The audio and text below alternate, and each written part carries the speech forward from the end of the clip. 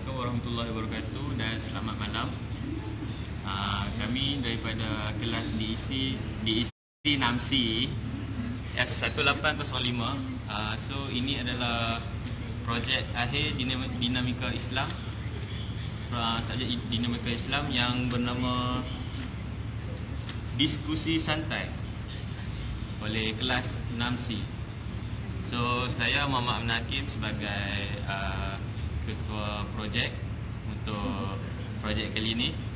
So ini Alicia sebagai buat sikit. Sebagai setiausaha. Ini Ain Syuhada sebagai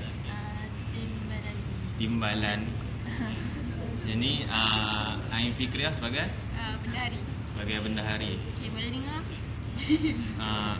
So pengenalan Islam pada masa kini dilihat menerima banyak tentangan hebat yang berlaku dari segenap aspek. Antaranya yang dihadapi adalah dari segi masalah keruntuhan moral, pembangunan alam sekitar, pembangunan teknologi dan IT, dan masalah globalisasi. So banyak isu yang timbul di Malaysia dalam kalangan masyarakat Islam pada hari ini.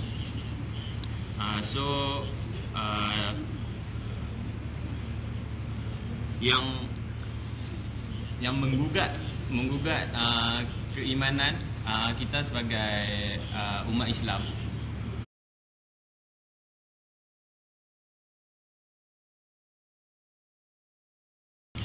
So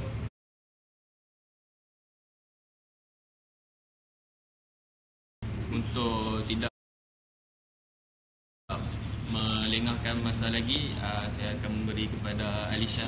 Untuk setelah ini, jadi saya akan memperkenalkan tentang beberapa topik yang telah dibahagikan mengikut kepada ahli kumpulan. Jadi kelas kami telah dibahagikan kepada 5 kumpulan. Kumpulan yang pertama akan membincangkan tentang masalah keruntuhan moral. Untuk kumpulan yang kedua akan membincangkan tentang sains, teknologi dan IT. Kumpulan yang ketiga akan bercakap tentang pembangunan alam sekitar. Kumpulan yang keempat mengenai globalisasi, dan kumpulan yang terakhir adalah mengenai salah faham terhadap Islam. Jadi sebelum itu tajuk kami pada hari ini seperti yang dimaklumkan tadi ialah cabaran Islam semasa. Seperti yang kita tahu, Islam ni agama syumul. Dia agama yang universal. So bila agama Islam ni universal, dia ada terdapat pelbagai masalah seperti yang dinyatakan oleh Alicia tadi. Ada satu ayat daripada surah Al-Maidah. Pada hari ini telah kusempurnakan untuk kamu agamamu dan telah kucukupkan kepadamu nikmatku dan telah kuredai Islam itu sebagai agama bagimu. So walaupun Islam ni agama yang sempurna, kita tak boleh macam ambil ringan. Dia terdapat masalah yang perlu kita fokus, dan itu akan dibincangkan selepas ini. Jadi tanpa membuang masa, mari kita mulakan dengan kumpulan pertama, iaitu kumpulan Nisa tentang masalah keruntuhan moral.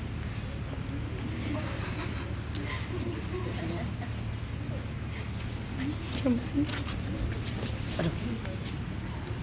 Sekejap. Dia pusing kamera tak? Takut nanti lepas semua tak masuk lah. Tak apa, letak je kamera macam ni.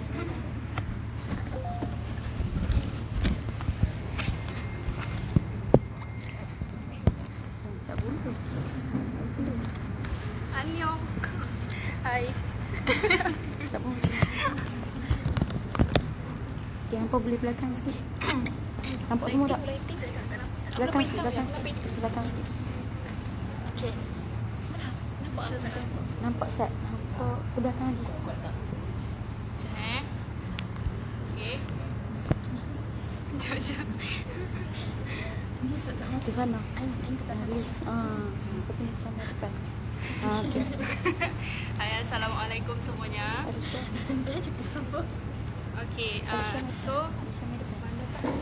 Okey, so hari ni kami akan cakap tentang masalah keruntuhan moral So saya akan bercakap tentang definisi apa itu keruntuhan moral. So keruntuhan mengikut Kamus Dewan Bahasa 1998 maksudnya roboh, jatuh apa-apa kerosakan. Manakala moral adalah tabiat dan perangai kita.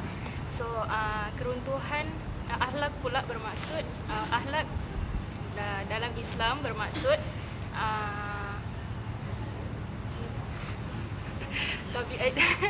tabiat dan perangai kita yang baik yang mengikut syariat Islam macam tu. Okey, terima kasih.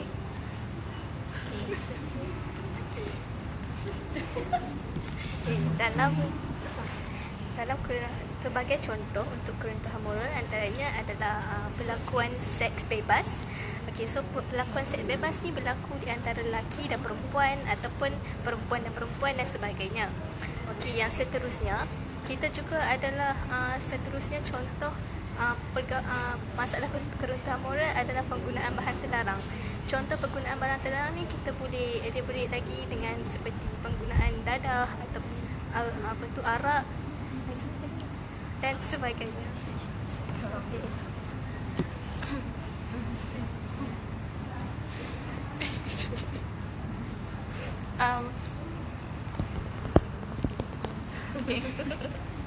Okay, so the next one is contoh yang seterusnya adalah penggunaan rasuah. So basically rasuah adalah perkataan daripada Arab which is ar-rashwa. Wait, di dalam Al-Quran rasuah ini digolongkan dalam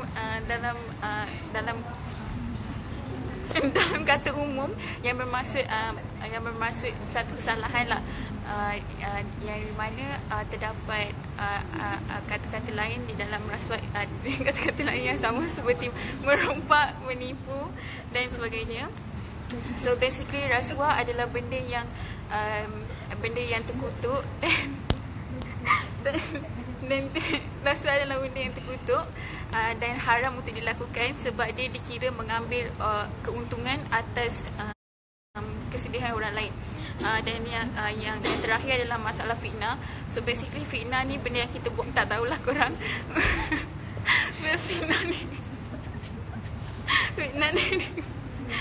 Fitnah ni sama juga macam mengutuk, macam mengumpat, membawa dan sebagainya. So basically benda ni dikira sebagai masalah gejala sosial juga sebab tidak diterapkan dalam kita dan benda tu adalah salah dan haram sebab macam memakan daging saudara kita sendiri. Itu sahaja. Okey. Saya akan bercakap tentang faktor keruntuhan moral. Antara faktor keruntuhan moral pada zaman sekarang ialah disebabkan oleh kegagalan institusi rumah tangga dalam menerapkan agama Islam, ajaran agama Islam yang kukuh. Seperti kalau kita boleh ambil contoh masalah tentang pergaulan bebas dan seksual. Ini disebabkan oleh faktor ibu bapa yang kadang-kadang malu untuk membincangkan tentang fasa akhir balik dan perubahan hormon. Jadi apabila ibu bapa sendiri malu untuk membincangkan hal ini, dia akan menyebabkan remaja itu keliru dan akan mencuba sendiri. Seterusnya ialah disebabkan oleh pengaruh rakan sebaya. Menurut kajian, rakan sebaya, seorang rakan itu dia lebih rapat dengan rakan daripada ibu bapa sendiri. Jadi apabila rakan itu dia tak faham dengan yang tadi tu, dia akan ikut kawan. Dan remaja lebih suka mencabar-mencabar dan menyebabkan mereka terpengaruh dengan aktiviti keruntuhan moral seperti zina, arak dan sebagainya.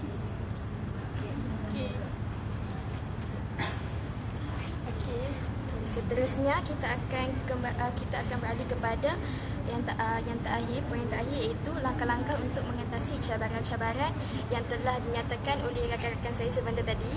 Okey, so yang pertama bermula daripada bermula daripada ibu bapa. Ibu bapa seharusnya mengawal, mendidik dan menjaga tingkah laku anak-anak agar anak-anak ini dapat dibendung daripada awal lagi di usia mereka masih setahun jagung, supaya apabila mereka dah dewasa nanti mereka tidak terjebak dengan gejala-gejala yang tidak bermoral. Seterusnya, masyarakat juga dapat mengawal ahli masyarakat yang lain. Kita hidup sebagai bermasyarakat ini, seharusnya kita mampu untuk mengawal tingkah laku ahli masyarakat kita yang lain supaya kita dapat mengelakkan perkara-perkara yang tidak diingini berlaku. Macam yang kita tahu, banyak gejala-gejala sosial yang berlaku dalam kalangan anak muda. Tidak dilupakan juga kepada golongan-golongan yang dewasa. Jadi dan yang poin yang kita akhir iaitu negara, kerajaan seharusnya kerajaan dan juga badan-badan berkuasa yang lain seharusnya menguatkuasakan undang-undang bagi segala aktiviti yang tidak bermoral. Seperti sekarang juga negara kita banyak undang-undang yang telah diperketatkan. Contohnya seperti mencuri.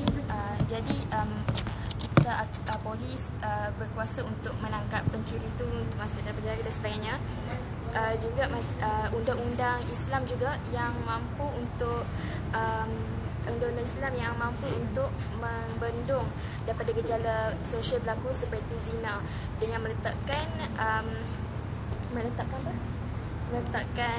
undang-undang macam hukuman sebatan dan sebagainya. Jadi itu sahaja daripada kumpulan kami. Yang pertama, di summary, Nur Nazira, Siti Nurhanisa, Ain Syuhada dan saya Siti Nadisyah mengenai tajuk mengatasi masalah sosial. Okey, semua yang tengok live ni jangan quit lagi sebab nanti kita ada Q&A session. Okey. Terima kasih. Dan akan ada hadiah, okey? Terima kasih.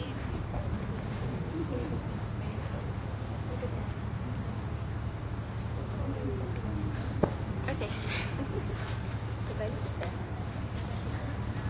So, Assalamualaikum. Jadi grup kami akan membentangkan tentang cabaran Islam semasa tentang cabaran Islam semasa, iaitu pembangunan alam sekitar, di mana sekarang ni alam sekitar, pencemaran sekitar semakin jadi teruk, dan cabaran-cabaran dia masalah alam sekitar seperti pencemaran udara, pembuangan sisa pepejaran toksik, penebangan hutan yang tidak terkawal atas secara haram, pengurangan sumber-sumber jadi dan sebagainya telah mengakibatkan berlakunya ketidakseimbangan kepada alam sekitar, di mana benda ini membawa kepada kesan yang sangat buruk kepada negara. Kemudian jangan cakap kacau aku. Tragedi tanah runtuh, banjir kilat, pencemaran udara, air dan darat, pemanasan global dan perubahan iklim dan sebagainya adalah kesan ketidakstabilan ekosistem yang berpunca daripada aktiviti manusia yang seringkali dikaitkan dengan pembangunan. Isu-isu alam sekitar inilah yang merupakan antara cabaran-cabaran yang perlu kita semua hadapi dan ditangani. So, kita akan berpindah kepada isu-isu pencemaran alam sekitar.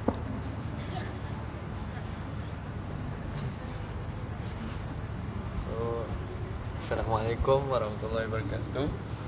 So, isu yang pertama yang jadi dekat Malaysia ni, first, isu pencemaran sungai.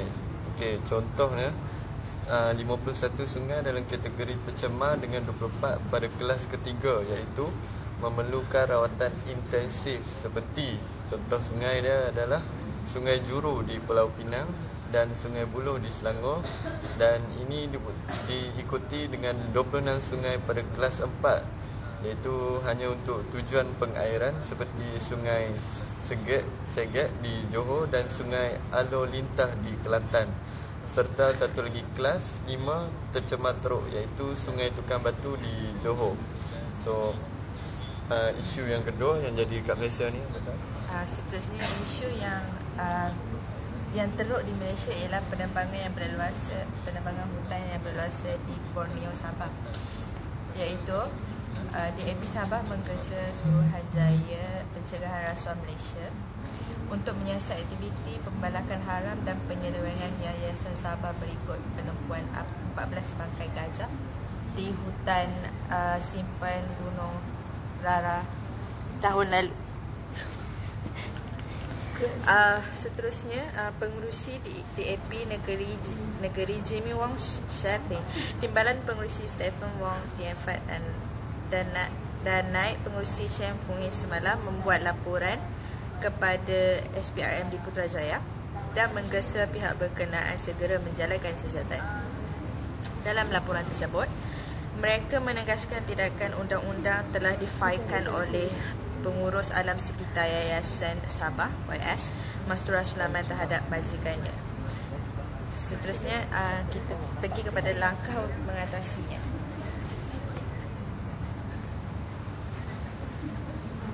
So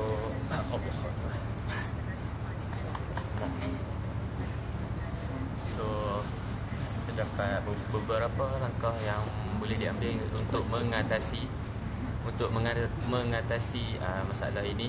So berdasarkan yang kita tahu, alam sekitar ni memang jadi satu masalah ya di Malaysia ni. So berdasarkan firman Allah juga dalam surah Ar-Rum ayat ke-41 yang bermaksud telah timbul pelbagai kerosakan bala bencana di darat dan di laut dengan sebab apa yang telah dilakukan oleh tangan manusia, yakni timbulnya yang demikian kerana Allah hendak merasakan mereka sebahagian dari balasan perbuatan-perbuatan buruk mereka yang telah mereka lakukan supaya mereka kembali, yakni bertaubat kepada Allah.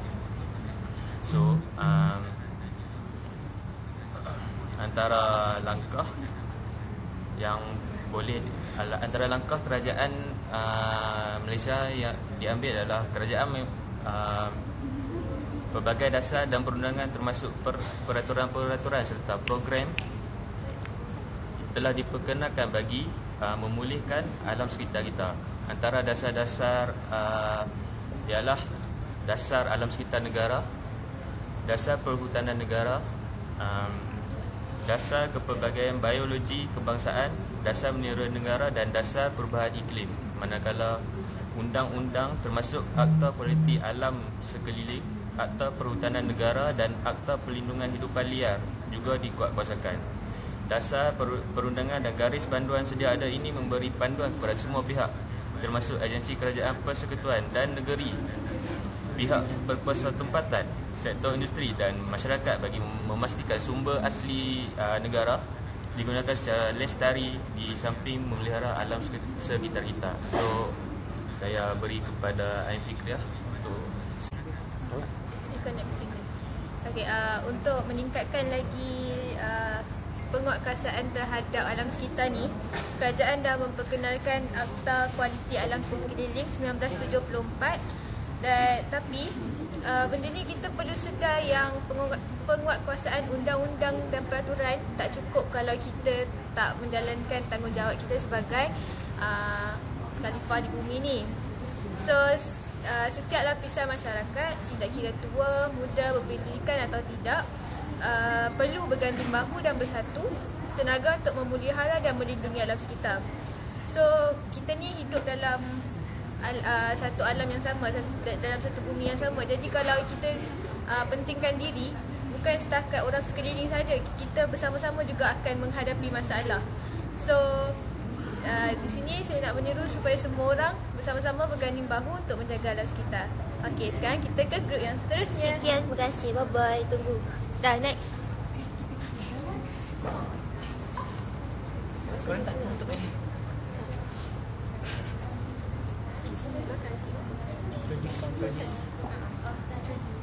Introduce. Okay, hai, Assalamualaikum warahmatullahi wabarakatuh. Kami dan kru ketiga akan membincangkan tentang teknologi, sains dan teknologi dalam Islam. So, first kita akan pergi kepada cabaran untuk sains dan teknologi dalam Islam, sains, teknologi dan ICT dalam Islam. So, cabaran dia di mana akan berlaku penyalahgunaan dan penyelewengan sains dan teknologi. So, first, teknologi maklumat yang berkembang pesat sehingga ke hari ini memungkinkan semua lapisan masyarakat mendapat maklumat dengan begitu mudah. Ini boleh bawa kepada isu di mana di mana penyebaran maklumat palsu, sebab semua remaja atau semua lapisan masyarakat tak akan ada akses yang melebihi had. So akan berlaku penyebaran maklumat palsu, gambar-gambar yang dipalsukan serta gambar-gambar yang tidak bermoral. And next, perkara ini juga dilihat amat mudah diperoleh oleh golongan remaja yang terdedah kepada perkara negatif tanpa kawalan dan pengawasan. So sekiranya tidak dikawal, perkara ini memberi kesan yang besar kepada psikologi dan tindak-tindak remaja sekaligus membawa kepada permasalahan moral yang lebih besar. So yang kedua iaitu yang menunjukkan tentang penyalahgunaan ni lah. Yang kedua, banyak pengalaman sains dan teknologi juga mengundang kepada kemudaratan jika batas-batas penerokaan ilmu sains tidak menepati apa yang telah Islam utarakan. Ini boleh dilihat, ilmu ni dilihat amat penting sebab seperti yang disebut oleh dalil daripada Anas bin Malik, ia berkata, sabda Rasulullah SAW, menuntut ilmu adalah satu kefarduan atau wajib ke atas setiap Muslim. So dari hadis ni kita dapat lihat betapa pentingnya ilmu dalam hidup. And tak ada guna jika kita memiliki harta yang banyak tapi ilmu yang sangat cetek. And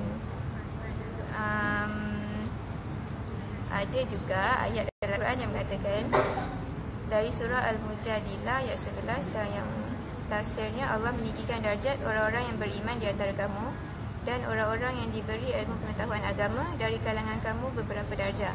Dan ingatlah Allah Maha mendalam pengetahuan tentang apa yang kamu lakukan.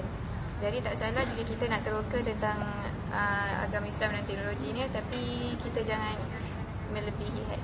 So, Okey, seterusnya adalah isu dalam bidang sains, teknologi dan ICT. Sekejap. Okey, first issue adalah konsep ibu tumpang, iaitu dengan menggunakan pasangan yang berlainan dan menyebabkan pencampuran nasab yang boleh menimbulkan perbalahan. Okey, kiranya konsep ibu tumpang ni kalau dia berlainan keluarga, dia akan menjadi hukumnya jatuhnya hukum haram. Okey, yang kedua isu yang kedua adalah pengkolonian manusia, iaitu yang akan menyebabkan banyak kemudaratan kerana bertentangan dengan fitrah manusia. And basically bila isu pengkolonian manusia ni, dia akan jadi satu keburukan lah kepada manusia sebabnya akan contoh macam baby tu akan jadi cacat, something like that. And then isu yang ketiga adalah bayi tabung uji. Bayi tabung uji ni dia apabila dia menggunakan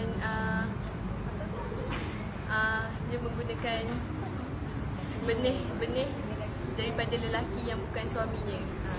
Jadi dia jatuh sebagai hukum haram. Okey, seterusnya.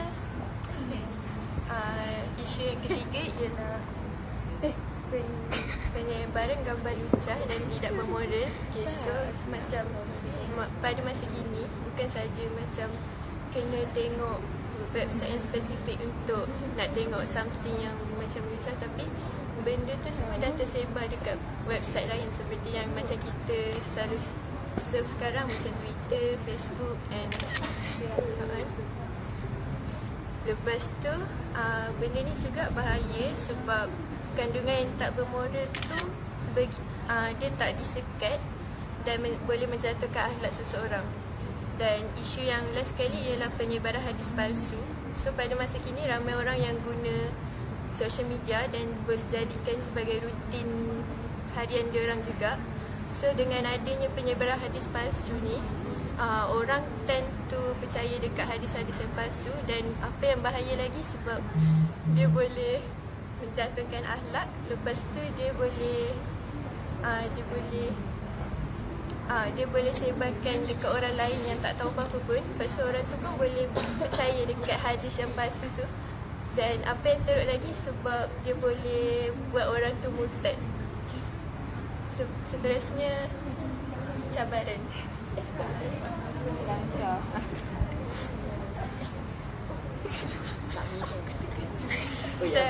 Seterusnya kita akan bincangkan tentang langkah untuk mengatasi cabaran-cabaran yang berkaitan dengan sains, teknologi dan IT.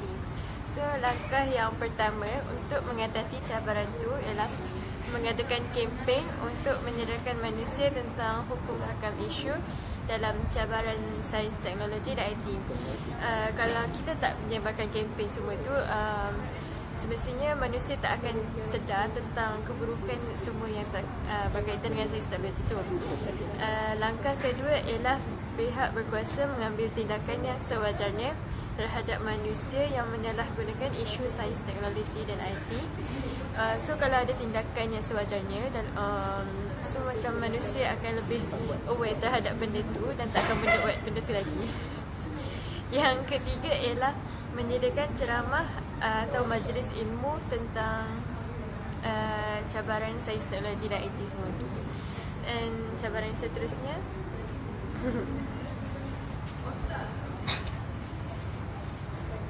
Assalamualaikum. So we move on to the cabaran sains dan teknologi ICT. So kita sambung. The third one is maybe kita boleh gunakan the hackers untuk hack laman-laman sosial yang mengeluarkan perkara-perkara yang tidak bermoral. So we can use the hackers untuk sekat laman-laman tu yang boleh digunakan oleh para remaja pada zaman sekarang. So the second last one is meminta bantuan para ilmuwan untuk cek hadis untuk mengelakkan daripada individu keliru.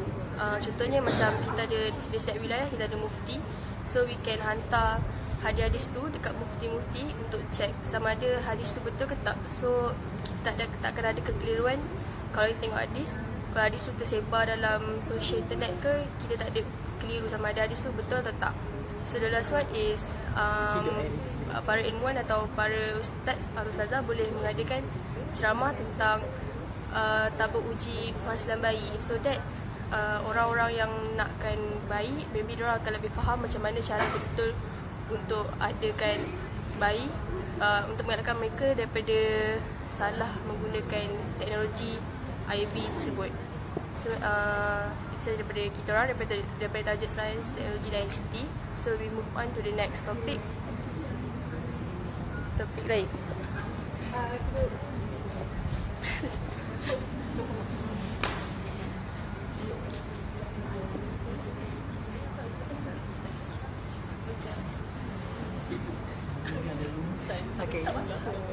Okey, jadi Assalamualaikum warahmatullahi wabarakatuh. Nama saya Amir Zakuan biasa, ini Muhammad Ashraf, Nur Akila, Nur Syazwani dan Madi Aisyah.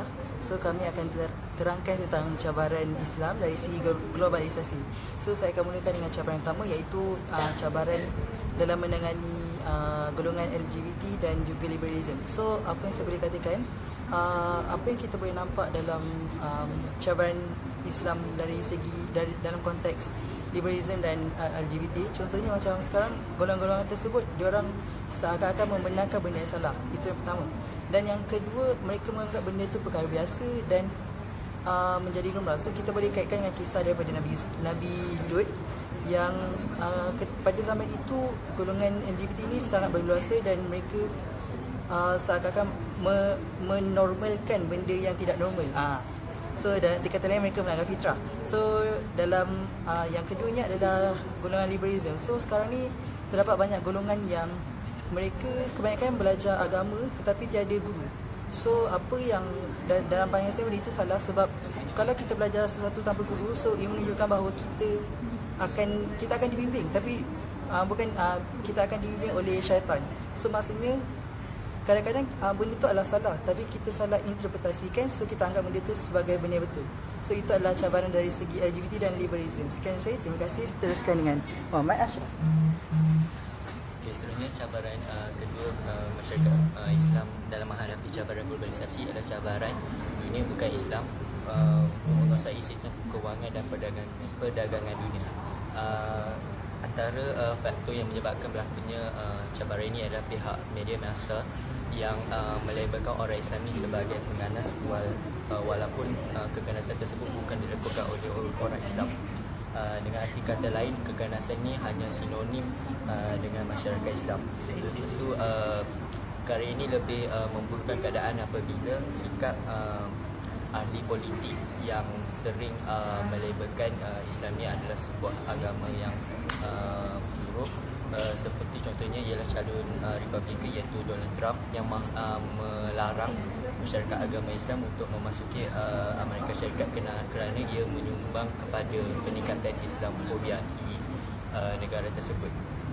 So, gerakan anti-Islam juga dilakukan agar kewangan Islam disekat. Antara kesannya ialah Parlimen menolak bil undang-undang bidaan cukai bagi tujuan pelaksanaan kewangan Islam atas dasar dipengaruhi oleh lobi Islamofobia yang tertentu oleh Christian Evangelical Group di Korea. Dan satu lagi ialah nasionalis Hindu yang secara terbuka membantah sebarang usaha untuk melaksanakan kewangan Islam di India. Okey, itu saja cabaran Islam untuk menghadapi golongan bukan Islam yang menguasai sistem kewangan dan perdagangan dunia.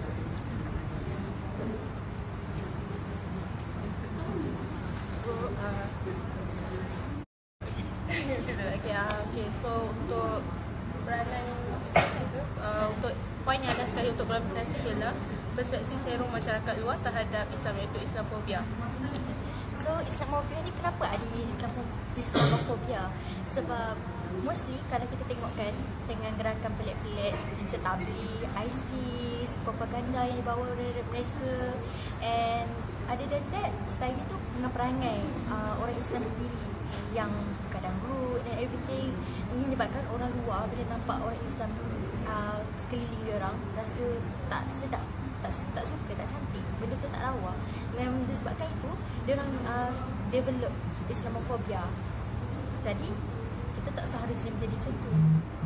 Okey, seterusnya ada beberapa insiden keganasan yang berlaku di dunia yang sering dikaitkan dengan umat Islam. Sepertinya kejadian pembunuhan lebih 120 orang di Paris pada 14 November 2015, peristiwa 11 September 2001 yang telah mengorbankan kira-kira 2,996 nyawa yang diikuti pengoboman di Madrid pada 11 Mac 2014 yang melibatkan kematian 119 orang.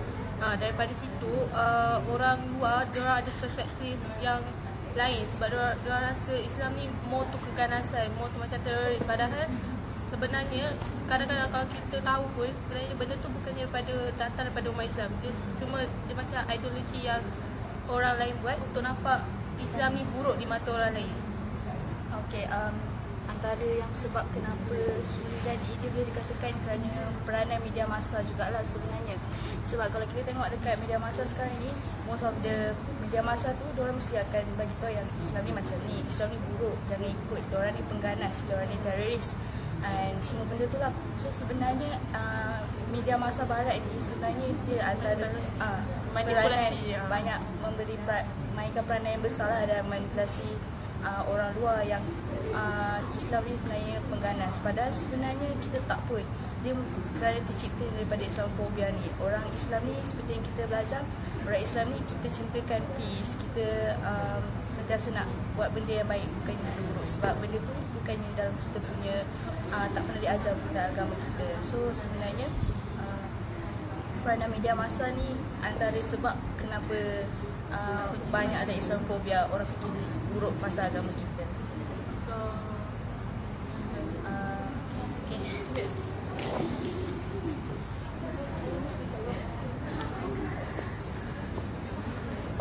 Assalamualaikum. So today grup kita orang yang terakhir, so hari ini kita orang akan bincangkan tentang salah faham Islam terhadap perkahwinan. Okay, so apa itu definisi pertunangan dan perkahwinan dalam Islam? So bertunang adalah mukadimah kepada perkahwinan, iaitu dengan melamar wanita untuk dijadikan bakal isteri atau meminta persetujuan pihak wanita untuk menjadikan isteri kepada pihak lelaki.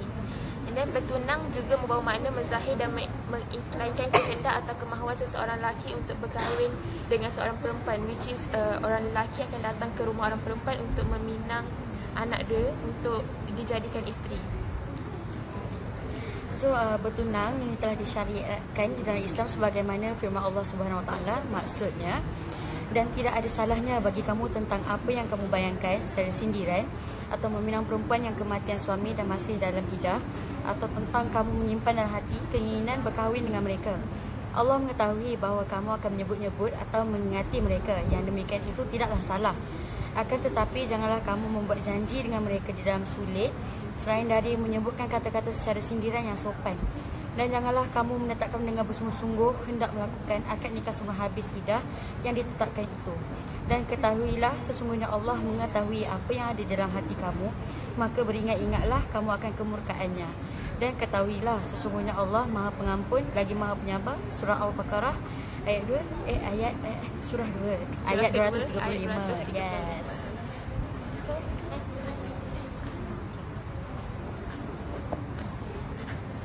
Salah faham terhadap Islam juga termasuk dari aspek pertunangan dan perkahwinan, sebab pertunangan pada zaman kini kebanyakan diadakan secara berlebihan. Maksudnya over lah. Sedangkan Islam menyuruh umatnya untuk merahsiakan pertunangan dan menghebahkan perkahwinan. Bersanding pula merupakan adat yang diambil dari India, dan hukumnya adalah harus lagi tidak bercanggah dengan perkara syirik seperti penggunaan beras kunyit untuk menghalau syaitan. Lastly, wang hantaran bukanlah satu perkara yang wajib di dalam perkahwinan. Kebanyakan lelaki memberi wang hantaran sebagai hadiah kepada pihak perempuan. Mas kahwin perlu ada di dalam perkahwinan dan ia tidak semestinya berbentuk wang tunai.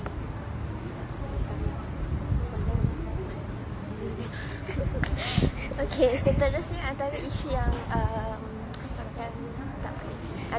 yang berkaitan dengan perkahwinan termasuklah poligami dalam Islam. So, Allah SWT mengizinkan lelaki menikah lebih dari satu di dalam kitab suci Al-Quran. Tetapi masih terdapat beberapa golongan tertentu individu dan kumpulan termasuk bukan Islam yang tersalah faham serta menentang hukum Allah berhubung dengan isu poligami.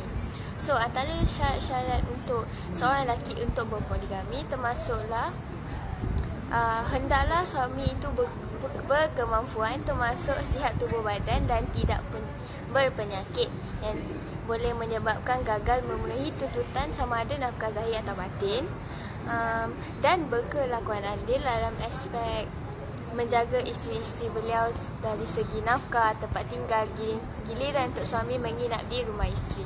Selain itu, antara syarat yang berpoligami bahawa lelaki ini hendaklah mempunyai hak untuk mendapat perlindungan.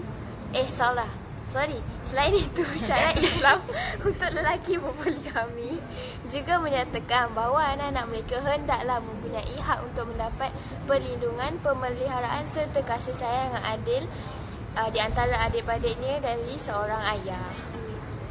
Betul, nak poligami duit kena cukup untuk isteri dan anak-anak. Ya, betul. Kalau tak cukup tak boleh tampung. Assalamualaikum semua. So, baiklah. So, kita tengok ada masalah dalam perkahwinan dalam Islam ni. So, antara caranya, apa cara yang boleh kita buat untuk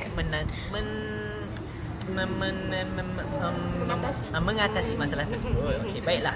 So, pertama, kita boleh mengatasi masalah tersebut dengan pertama, government kita boleh menyediakan suatu laman web khas untuk soalan-soalan perkahwinan, dan laman web itu boleh juga ada servis oleh mufti untuk menjawab-jawab soalan online. So sebab sekarang, pada zaman sekarang, teknologi berleluasa dan kita perlulah menggunakan teknologi ini untuk menyebarkan agama Islam, dan ia juga merupakan satu aspek yang amat penting untuk kita gunakan. Okey, baiklah. Kedua, pihak ibu bapa perlu mendalami ilmu perkahwinan agar dapat mengajar anak-anak mereka. So bila anak-anak kita muda dan dia orang nak tahu pasal, contohnya macam mana nak kahwin ni, kita tak bolehlah cakap macam tak boleh cakap ayah dengan mak kahwin dulu. Tak, kita kena didik dia orang. Tapi didikan tu kena betul lah. Ketiga, pihak sekolah juga perlu mengadakan kelas yang khas untuk mendalami tentang perkahwinan dalam Islam untuk diajar kepada murid-murid. Okey. Kelas khas ini boleh ditujukan kepada budak-budak tingkatan 4 dan 5 kerana mereka juga akan combo dan semua akan grad. So and then lepas ni diorang semua pun akan berkahwin.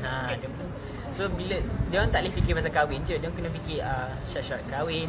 So sebelum kahwin tu kena ada apa, kena bila time nikah tu kena ada apa, lepas kahwin kena ada apa, tanggungjawab apa. Macam itulah. Lepas tu last sekali, jika dalam berpoligami, suami ni kena buktikan bahawa dia boleh dan mampu untuk menyara ke semua keluarganya bagi mendapatkan kebenaran dari mahkamah. So macam ni lah, nak kahwin berpoligami tu boleh, tapi tak salah. Cuma kena tahu cara, kena tahu syarat and kena tahu consequences dia jika kita tidak dapat menjalankan tanggungjawab tersebut. Sekian, terima kasih. Terima kasih.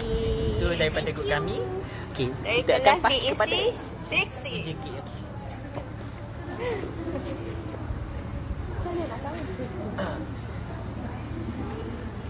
So, sesi pembintangan dah habis. So, kita akan buka sesi Q&A.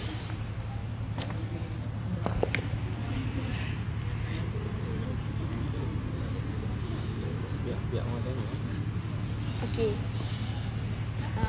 So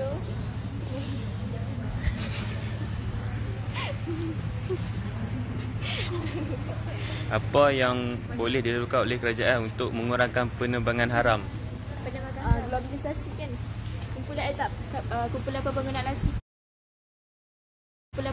sekitar. Siapa tu? Pembangunan alam sekitar siapa? Siapa? Siapa?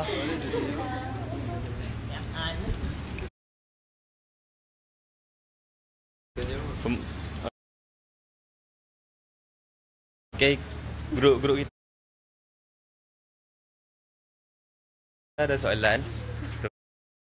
Soalan grup kita. Siapa dia? Penerbangan haram tu, kerajaan boleh keluarkan lesen tau.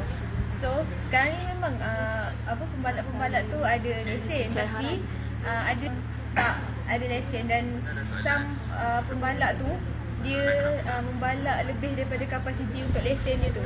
Jadi untuk elakkan benda tu, dia kena letak penguatkuasa di setiap hutan-hutan yang ada. Maksudnya yang forest ranger tu kan, orang-orang tu yang kena bekerja untuk mengelakkan jadinya permasalahan pembalakan hutan. So, terima kasih. Okey, itu. Soalan ni macam mana Islam, macam mana nak bagi Islam nampak elok di mata orang? Okey, ni soalan Zaid daripada kumpulan Amir. Okay, so soalan tu berbunyi macam kita nak nampakkan Islam tak elok. Okay, so sebenarnya kan kita dah nampak sih dari segi cara kita hidup pun, contohnya macam cara kita nak nampak Islam tak elok, Islam tidak menyarankan pun orang untuk berperang. Itu yang pertama. Itu menunjukkan bahawa Islam tu adalah agama yang harmoni. Yang kedua, Islam tu agama yang mudah. Dengan cara dalam contohnya macam kita beribadat, so kita boleh Allah telah memerintahkan kita untuk Allah telah kurnia kita hadiah, iaitu rukhsah ataupun keringanan. Itu yang kedua. Yang ketiga, antara ayat Quran la ikraha fiddin, maksud tiada paksaan dalam agama. Itu membuktikan bahawa Islam tu agama yang mudah dan tidak memaksa orang untuk masuk agama kita.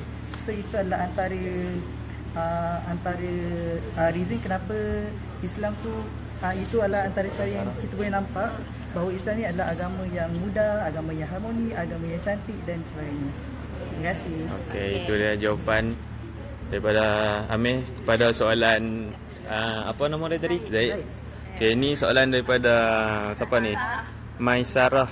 Mengenai child marriage. Apa pandangan anda tentang child marriage? So, siapa jawab? Ni ada a few cara untuk kita benda dia. Itulah untuk benda ni ialah ibu bapa dan juga kerajaan. Kalau nak cakap undang-undang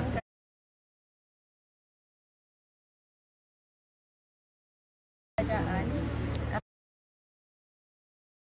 child marriage ni dibenarkan pada umur 18 tahun tak silap. tapi didik anak diorang untuk kahwin awal. Cakap tadi penting untuk ibu bapa tu didik anak-anak, bukan segi daripada perkahwinan, daripada semua aspek lah. Maksudnya bila diorang boleh kahwin, semua tu apa tanggungjawab diorang. So itu saja. Okay, itu dia jawapan daripada Anis dan Ming kepada. So soalan daripada Miss Syahda. Kenapa masih ramai manusia yang sesat di Malaysia? Ni walaupun maklumat banyak, even Menteri Agama sendiri cukup aktif di Twitter, Spotify dan lain-lain. What can be done to overcome this issue? So kumpulan Lisa akan menjawab. Hai, Assalamualaikum. So, sekejap saya baca balik soalan. Soalan tadi, Kenapa masih ramai manusia yang sesat di Malaysia walaupun maklumat banyak Menteri Agama sendiri pun cukup aktif di Twitter? Okey, cerita dia macam ni lah. Sebab yang pertama, Syanat, kita Okey. Saya sebagai orang yang aktif di Twitter, so bila Menteri Agama keluarkan some statement, ada orang yang liberal contohnya, dia akan putar belikkan, dia akan interpret benda tu jadi benda yang lain. So saya rasa itu salah satu, diorang tak sesat, diorang sesat. Diorang tak sesat, cuma diorang liberal, diorang macam nak memudahkan agama tapi berlebih-lebihan.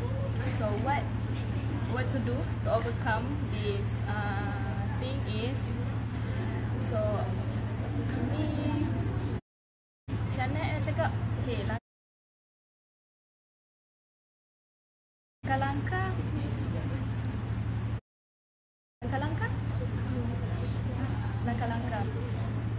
Atas daripada masalah ini, daripada terus kita sendiri, kita perlu didikkan tetapan agama dalam diri kita. Seperti yang saya cakap tadi, ibu bapa memainkan peranan yang penting untuk membendung anak-anak daripada tidak melakukan masalah sosial.